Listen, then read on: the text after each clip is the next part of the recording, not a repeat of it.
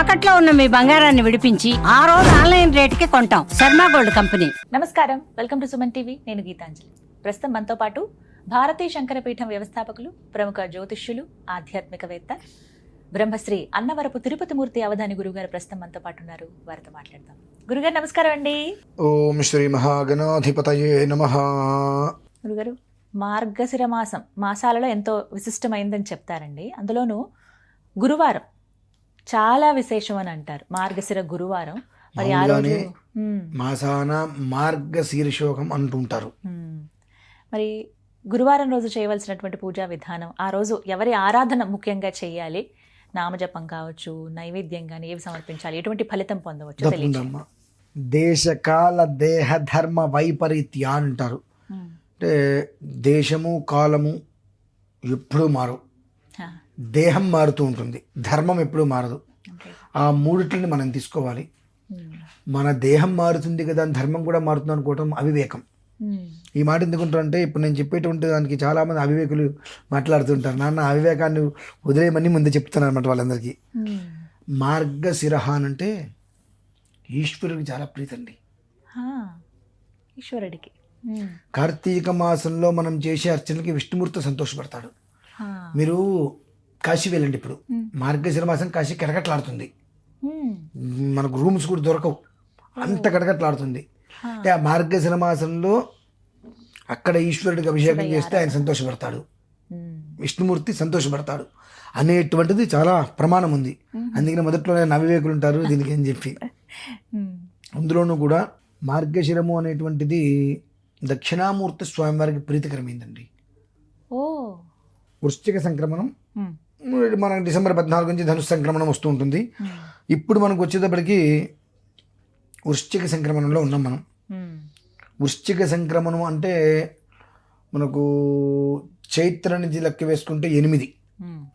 అలాగే శాస్త్ర ప్రమాణం, జ్యోతిష్ ప్రమాణంలో ఏకాదశం 12 అంటాము. ఆ ఏకాదశం అనేటువంటి దాంట్లో ఈశ్వరుడు యొక్క అంశాలలో ఒకటి దక్షిణామూర్తి. ఆయనకి అత్యంత ప్రీతికరమైనటువంటిది అష్టమాంశం. 8 చాలా అంటే నేను దాకా మరి 11, 12 ఎందుకన్నారండి అంటే జనవరి నుంచి 12 కదా డిసెంబర్. డిసెంబర్ వచ్చేటికి జనవరి నుంచి 12 అవుతుంది. అందరూ నవంబర్ వస్తే 11 అవుతుంది. ఈ కాన్వర్సేషన్లో అది చెప్పాను. కానీ మనకు వైదిక విధానం కాబట్టి చైత్రమాసం నుంచి అష్టమ. ఆ దక్షిణామూర్తి స్వామి వారికి అర్చన చేయటం అనేటువంటిది, ఇందాక మనం ఒక వీడియోలో సుబ్రహ్మణ్య షష్ఠి గురించి ఒక విషయం మనం చెప్పుకోవడం జరిగింది. అది దాని ప్రభావం ఏంటి, ఎలా ఉంటుంది అనేటువంటి విషయం. అది మనకు బుధవారం అవుతుంది కదమ్మా సుబ్రహ్మణ్య షష్ఠి. ఇది గురువారం. ఇది యోగం ఏమిటి అంటే, ఏ కారణం చేతనైనా కొంతమంది స్త్రీలకు ఇబ్బంది ఉండే ఆ రోజు 4వ రోజు అవ్వచ్చు.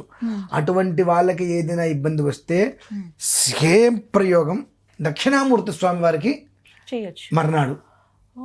అంటే యోగం అనేటువంటిది మనం కల్పించుకోవటం వేరు, భగవంతుడు ఇవ్వటం వేరు. అది మాత్రం మనం కల్పించుకుంటాం, 100 కల్పిస్తాం, మనకు 2 కలిసి వస్తాయి. భగవంతుడు ఇచ్చే ఒక దాంట్లోనే 100 వస్తాయి మనకు.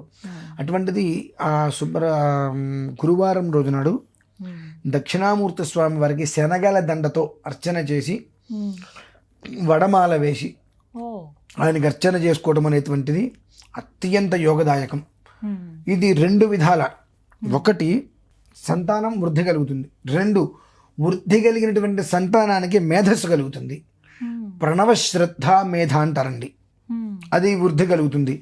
వృద్ధి అనేటువంటిది నిరవధికంగా ఉండాలి ఎప్పుడూ కూడా. ఇప్పుడు కాసేపు వృద్ధి కాసేపు డౌన్ కాకుండా, అప్ అండ్ డౌన్ లేకుండా ఎప్పుడు అప్పుగానే ఉండాలి. ఆ స్థితికి వెళ్ళడానికి స్థిరత్వ సిద్ధి అనేటువంటిది కొన్ని ఉంటాయండి. చేసిన ప్రతిదీ స్థిరత్వాన్ని ఆపాదించదు. కొన్ని అనుసంధానంగా ఉండేటువంటిది. ఇటు బుధుడు అటు గురుడు, ఇద్దరు తండ్రి కొడుకులు. బుధుడు తండ్రి కొడుకులు. అలాగే ఈశ్వరాంశ దక్షిణామూర్తి. ఆ రోజు చాలా ప్రీతికరమైనటువంటిది సుబ్రహ్మణ్య షష్ఠి. ఒకటి సమ్మేళనం అనేటువంటిది మీరు నేను అనుకుంటే రాదండి. ఆయన తెప్పించుకునేటువంటిది సంయోగం, మనం చేసేది సమ్మేళనం. ఆ సంయోగం అనేటువంటిది అలా కలిసి రావడం కూడా అత్యంత యోగదాయకం. కాబట్టి ఆర్థిక పరంగా ఎదగాలనుకున్న ఉదయం పూట దక్షిణామూర్తి స్వామి వారికి చక్కగా శనగల మాల వేసి 16 వడలు చిన్న చిన్నవైనా సరే వడలు దండ. దక్షిణామూర్తి మరి ఎక్కడండి, అన్ని చోట్ల దొరకరు కదండి. ఇంట్లో ఫోటో పెట్టుకోండి, అంతేనా? దక్షిణాన్ని చూసేటట్టుగా ఉండాలి ఆ ఫోటో. ఆ ఫోటో పెట్టుకుని ఆ ఫోటోకే ఈ దండలు వేసుకోండి, అర్చన చేసుకోండి. మౌన వ్యాఖ్యా ప్రకటిత పర బ్రహ్మతత్వం యువానం అనుకుంటూ దక్షిణామూర్తి స్తోత్రం అనేటువంటిది ఉంటుందండి. 11 శ్లోకాలు ఉంటాయి. మౌన వ్యాఖ్యా ప్రకటిత పర బ్రహ్మతత్వం యువానం వరిశిష్టాంతే వసదృశి గణైరావృతం బ్రహ్మనిష్టై ఆచార్యేంద్రం కరకళిత చిన్ముద్రమానందమూర్తిం స్వాత్మారామం ముదితవదనం దక్షిణామూర్తిమీడే. ఇంకొక మాట చెప్తా. ఆ రోజు సాధ్యమైనంత వరకు వీలుంటే వీరు చేసుకొని 11:45 వరకు ఉదయం మౌనంగా ఉండడానికి ప్రయత్నం చేయండి. మౌన వ్యాఖ్యా ప్రకటిత పర బ్రహ్మతత్వం యువానం వరిశిష్టాంతే వసదృశి గణైరావృతం బ్రహ్మనిష్టై ఆచార్యేంద్రం కరకలిత చిన్ముద్రమానందమూర్తిం స్వాత్మారామం ముదితవదనం దక్షిణామూర్తిమీడే. ఆయన ఎప్పుడూ నవ్వుతూ ఉంటాడండి, ఎంతసేపటికి మౌనంగానే ఉంటాడు. మౌనంగా ఉండేటువంటి దక్షిణామూర్తి స్వామి వారి యొక్క భ్రూమధ్యానికి మనము అలానే కళ్ళార్పకుండా చూస్తూ దక్షిణామూర్తి స్తోత్రాన్ని విన్నట్లయితే మందబుద్ధిగా ఉండేటువంటి వాడు కూడా మేధస్సు, శక్తి, తెలివితేటలను వస్తాయండి. ప్రణవ శ్రద్ధామధాయం 3 కూడా తనకి తెలియకుండా వృద్ధి చెందుతుంది. అంతగా మేధస్సు ఇచ్చేటువంటి వాడు. అలానే అపార కరుణామూర్తి. ఏదైతే పొందితే మనకు జీవితంలో ఎనలేని సంతోషం ఉంటుందో అది ఇస్తాడు. ఏదండి ఎనలేని సంతోషానికి కారణం? సంతానం. ఎనలేని సంతానం. 1 కోటి రూపాయలు ఉండొచ్చు కాక పెళ్లి చేసిన సంవత్సరం అయితే అమ్మలక్కలందరూ కూడా పొడుస్తుంటారు పాపం. అంతే అండి. ఒక్కసారి ఆ అమ్మాయి గర్భవతి అయింది అంటే ఆ పండగ వాతావరణం వేరు. ఏదొస్తే అత్యున్నతమైన సంతోషం వస్తుందో అది ఇస్తాడు మళ్ళీ భగవంతుడు.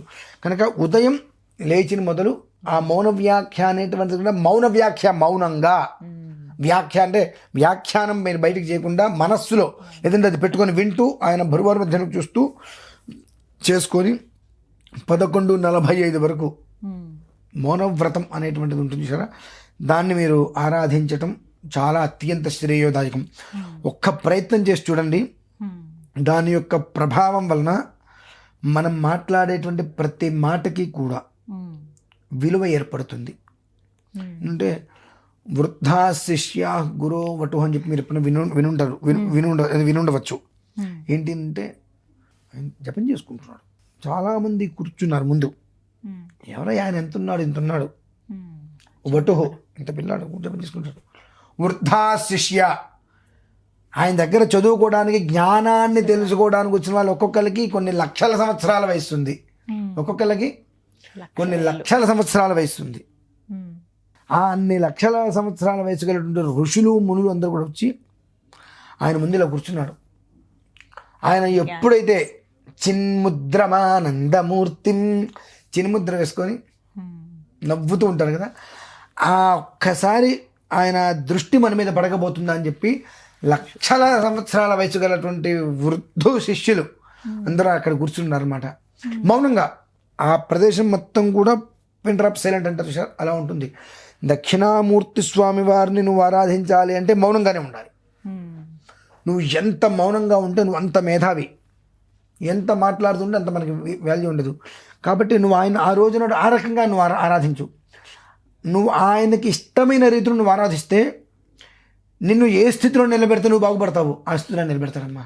అంత గొప్పది గురువారం. భగవంతుడి యొక్క అనుగ్రహము అటు బుధవారము, గురువారం 2 కూడా సుబ్రహ్మణ్య షష్ఠి, మార్గశిర గురువారం సప్తమి, ఈ 2 పక్క పక్కనే రావడం అనేటువంటిది, ఈ వారాలు కలిసి రావడం యోగం. మళ్ళీ అదే కదా, బుధ గురుడు ఇద్దరు కూడా మళ్ళీ తండ్రి కొడుకులే. ఆ 2 కలిసి రావడం ఒక యోగం. ఈ రోజు చేసుకోలేని వాళ్ళు ప్రతి ఒక్కరూ కూడా దక్షిణామూర్తి స్వామి వారి రూపంలో ఆరాధన చేసుకున్నప్పటికీ కూడా అదే రకమైన ఫలితం ఏర్పడుతుందమ్మా, 2 విధాలా కూడా. అది విషయం. ఇలా ఈ రోజున జరుపుకోవాలంటారు. ఇక సాయంత్రం వరకు ఇదే పూజా విధానం అండి. ఒక్క పూట అంటే ఉపవాసం కాదు, మౌనవ్రతం అనేటువంటిది ఆ క్షణం వరకు ఉండండి. సాయంకాలం సమయంలో గోధూలికా సమయం 5:30, 6 గంటలకి చక్కగా ఇంట్లో కామాక్షి కుందెని ఉంటాయి మన ఇళ్లలో. ఆ కామాక్షి కుందెతో ఇంట్లో కనుక మీకు అమ్మవారి చిత్రపటం, అది దుర్గా అమ్మవారా, కామాక్షి అమ్మవారా, మీనాక్షి అమ్మవారా, లలిత అమ్మవారా, వాటర్ అమ్మవారికి చక్కగా కామాక్షి దీపం పెట్టి నమస్కారం చేసుకోండి. ఇంత కిస్మిస్ ఏదో చేయాల్సిన అవసరం లేదు.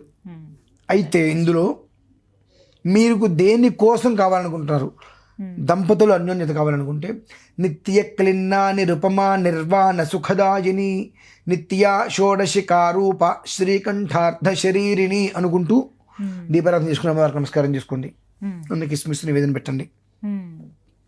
కాదండి పిల్లలకి చదువు కావాలి, ఓకే, మను విద్యా చంద్ర మండల మధ్యగా చారు రూప చారు హాస చారు చంద్రకళాధర అనేటువంటి శ్లోకాన్ని అనుకుంటూ వింటూ మనస్సులో ఏదైనా బయటికి కాకుండా దీపారాధన చేసుకోండి. అలా కాదండి అమ్మాయికి వివాహం అనుకుంటున్నాము, కామ్య కామకళారూప కదంబ కుసుమ ప్రియ కళ్యాణి జగతి కంద కరుణా రససాగర.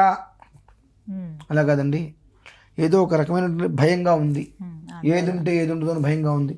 ఎప్పుడూ కూడా ఏ పరిస్థితుల్లో కూడా మాకు సమానంగానే ఉండాలి. ఓకే, అష్టమీ చంద్ర విభ్రాజ దళిక స్థల శోభిత ముఖ చంద్రకలంకాభ మృగనాభి విశేషక అనుకుంటూ ఇదంతా కాదండి నా ఇంట్లో అమ్మవారు ఉండాలి. ఓకే, శ్రీమాత శ్రీ మహారాజ్ఞి శ్రీమత్ అంటే ఒక లలితా సహస్రనామం అనేటువంటిది 100 రకాల దారులు చూపిస్తుందండి. తెలుసుకోవాలి. ప్రతి శ్లోకానికి మనం జాగ్రత్తగా తీసుకుంటే 100 రకాల యోగానికి వెళ్తుంది. ఉదయం పూట దక్షిణామూర్తి వారిని కలిసేసుకున్న తర్వాత సాయంత్రం గోధూలిక సమయంలో అంత విశేషంగా ఏం చేసుకోకలేదండి. అమ్మవారి ఫోటోనే ఉందండి నా ఇంట్లో. నా ఇందులో రకరకాలు ఉన్నాయి, రకరకాలుగా చేసేసుకో. నా ఇంట్లో ఒక ఫోటో ఉందండి దుర్గా అమ్మవారి, తప్పు లేదు. అమ్మవారి దగ్గర కామాక్షి గుంది పెట్టుకో. నీకు ఇదిలో ఏదైతే అవసరం అనుకున్నావో, అంటే నీకు ఏ అవసరానికి ఏం చేయాలి తెలియట్లా, అప్పుడు ఆబాలగోప విదిత సర్వానుల్లంఘ్య శాసన శ్రీచక్రరాజ నిలయ శ్రీమత్రిపుర సుందరి అనుకుంటూ వెలిగించుకుంటే అప్పుడు అదేమవుతుంది అంటే నీకు ఏది అవసరమో నీకు కూడా దాని మీద ఇది అనుకోలేకపోతున్నావు. కాసేపు ఇది అనుకుంటున్నావు, కాసేపు అది అనుకుంటున్నావు. ఓకే, ఏదైతే నువ్వు బలంగా కోరేవో అది నీకు అమ్మవారు చేస్తుందండి.